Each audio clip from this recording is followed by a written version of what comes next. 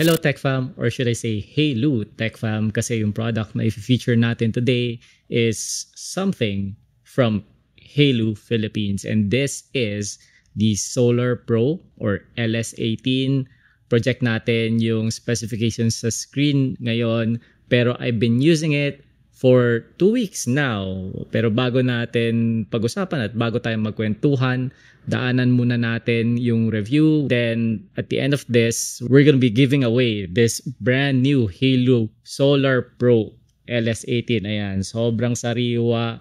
Okay, nakaseal pa yung box. Let's go ahead and talk about the build qualities. Noong una ko nahawakan yung Halo Solar Pro, nagustuhan ko kagad yung aesthetic. Yung dial dito sa harap, it's fixed and it serves no other purpose than aesthetics. Maganda yung kanyang pagkaka-finish at very classy yung kanyang dating. Kung titignan mo siya at susuriin mo siya up close, ma-appreciate mo yung kanyang details. For example, meron siyang 3 physical buttons, tapos yung nasa gitna is a dial that you can rotate and use to change the watch face. Out of the box, meron siyang 4 na watch faces to choose from. Tapos, you can add your own custom watch face. Pwede mo rin siyang lagyan ng picture. Tapos, meron din siyang always on display or AOD. It comes with this silicone strap out of the box and meron siyang napakaraming steps hanggang sa dulong-dulo. So kahit na maliit yung wrist mo, tingin ko kahit sa bata magkakasya ito eh. Yun nga lang, medyo hindi siya ganun ka-comfortable para sa akin. So mabuti na lang at may available na alternate silicone straps, and for me, mas maganda yung feel nito kung gagamitin ko siya all day at itutulog ko yung LS18. Mas gusto ko talaga itong gantong silicone strap. The Halo Solar Pro comes with a 1.43-inch AMOLED display, which is perfect. Ang hinahanap ko talaga sa isang smartwatch or sa isang fitness band is AMOLED display, because this ensures longer battery life. Tapos, of course, mas maganda siyang tignan kasi you get true blacks on your display. Maganda yung contrast and in effect, mas madaling basahin yung text. Okay naman yung brightness level niya. Yun nga lang, wala siyang automatic brightness setting kasi wala siyang ambient light sensor. So, if you wanna increase or decrease the brightness in order to conserve battery, you have to manually set that. However, I've been using this out of the box for 2 weeks. Yung brightness level niya nakaset dito sa midpoint, and I've been using it at that setting ever since, and I never found the need to change it. In terms of performance, the Halo Solar Pro LS18 is quite responsive. I tried to do some research online to find more information about the chip or the CPU.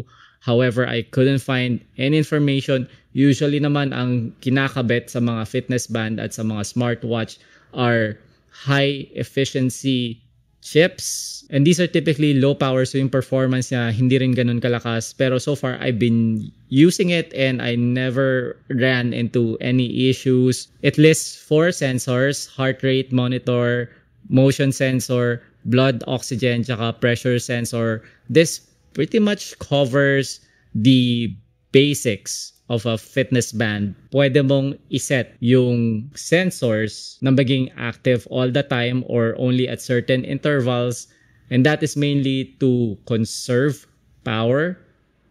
Personally, I like using such devices with the sensors turned on all the time, and that impacts the battery life. So dumako tayo ngayon sa battery life. Yung naka-list dito sa box is 7 days of typical usage and 20 days for basic usage. Typically, this lasts me only around 3 days. Brightness is on pinakagitna, no? Kung ano yung out of the box. Tapos yung AOD ko pa, naka-schedule lang during the day. So, inisip ko baka yung 7 days includes the energy saving mode. Of course, if you turn that on, the features will be much more limited in order to conserve power. So, I really don't want to use that. Ang gamit na software dito is the Halo Fun app. Madali ko siya na-pair and so far, maganda yung experience ko sa kanya. Meron siyang dashboard with all the basics that you would like to see. Kasama dito yung fitness trackers, and for the ladies out there, your female health. Ang isang nagustuhan ko dito is that you can link this to your AI voice assistant. So in my case, I had to choose between Google Assistant or Amazon Alexa. So I chose Google Assistant. Demo natin siya ngayon. Hey Google, play copyright-free music.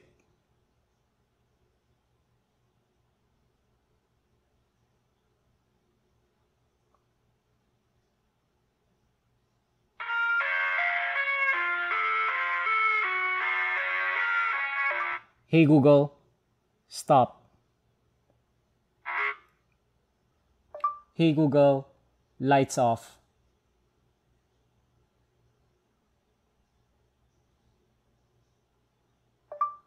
Hey Google, lights on.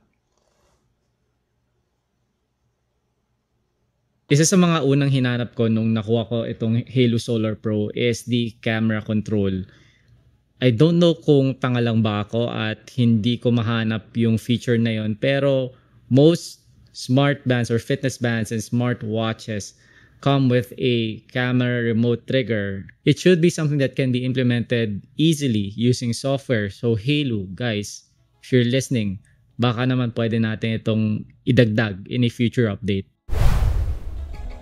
Maganda naman tumunog yung kanyang speakers, tapos clear naman yung kanyang mic. I tested this on several calls, tapos tinry ko rin pakinggan yung sarili ko. Microphone ay nandito sa right side, tapos yung speakers niya ay nandito sa left side.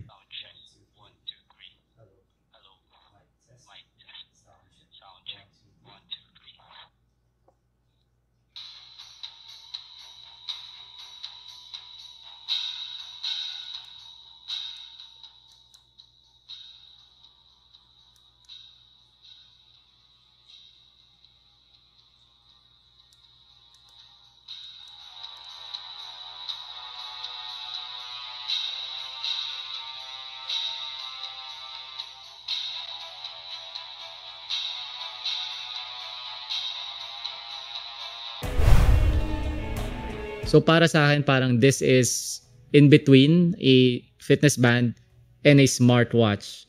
Smartwatches typically come with more features, tapos meron din siya dapat GPS, which this device doesn't have. Hindi naman lahat kailangan ng GPS. Usually ang gumagamit nito yung mga tumatakbo. So tingin ko okay na rin, pero if you're gonna call your product Smartwatch Pro, then it better have GPS, di ba? Pero sa mga kagaya ko na medyo techie at health conscious, sa presyong $2,099 ba naman, di ba? Sobrang okay na to.